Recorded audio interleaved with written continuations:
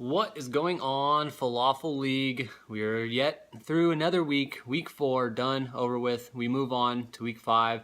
I would like to move on as fast as humanly possible. I'm doing absolutely terrible. I am in dead last so far in the league. And, luckily I won last year, so that's the only... I'm holding on to hope and hoping to turn things around, as I'm sure many of you are, who will find themselves with the same record as I do, 1-3.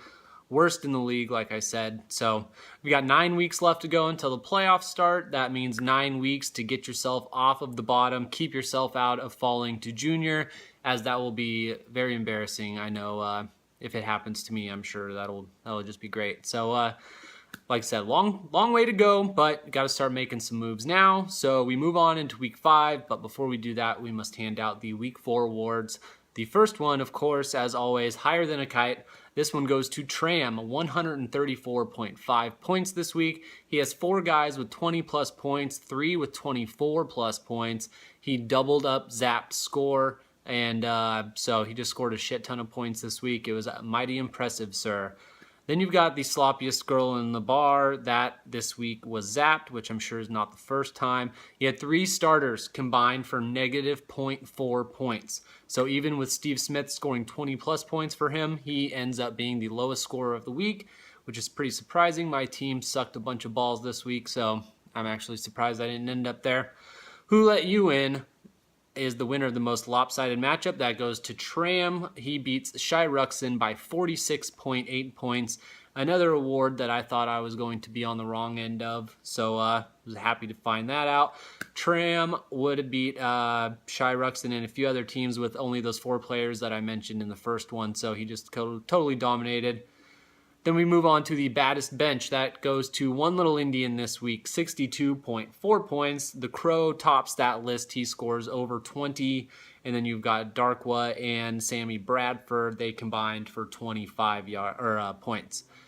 Then we have the Not Even Supposed to Be Here Today award. That goes to El Boogie this week, 0-3, defeating Gigi at 3-0.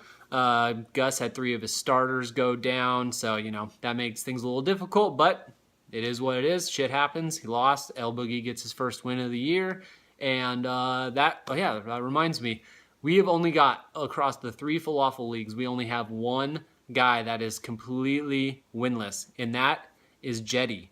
So please, right now, pick up your phone and make sure that everyone knows and lets Jetty know that we all know how much he sucks. And that'll be a lot of fun. I'll be mentioning that across all the videos. So hopefully we all have a lot of fun with that. So we move on. The Tighter Than a Crab's Vagina award. This goes to Tag. He wins by 2.7 points over One Little Indian, by far the closest matchup that we have had this week. So, which will lead us to our next award, which is the Milk Was a Bad Choice. This goes to One Little Indian.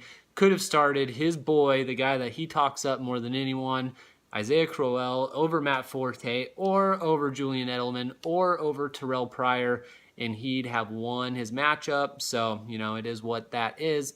And the fucking Chuck Norris award, this one goes to Gigi. He scores 92 points and still loses. 92 points would have been enough to beat 10 other people this week, but was not enough to beat El Boogie, so he finds himself with his first loss. Moving on to week 5, we've got the Battle of the Elites. This is 3-1 The Hype versus 3-1 Gigi, so one of those guys will be taking their second loss. Then you've got the Battle for the Bottom. This is 1-3 El Boogie versus 1-3 One Little Indian. So one of those guys will be getting their 4th loss. Then you've got the Battle for 500. You've got 2-2 Shy Ruxin versus 2-2 Eagles Nation. Then we've got some heavyweight battles. We got 3-1 Geo versus 2-2 Wally Central, and 3-1 Tram versus 2-2 Brooksy. Best friends forced to do battle this week. Then we've got some lightweight battles, 2-2 P Dolo versus 1-3 Zapped, and 2-2 Tag versus pathetic 1-3 me. And then we've got the David and Goliath matchup of 3-1 Sal versus 1-3 Beatapoo. So those are our matchups heading into week 5. Yeah, that's pretty much it for me. Like I said, got to start winning. Me especially. Bye weeks, those are hurting. Injuries, those are hurting. So hopefully everybody is able to get through that. And until then, I will see you guys next week.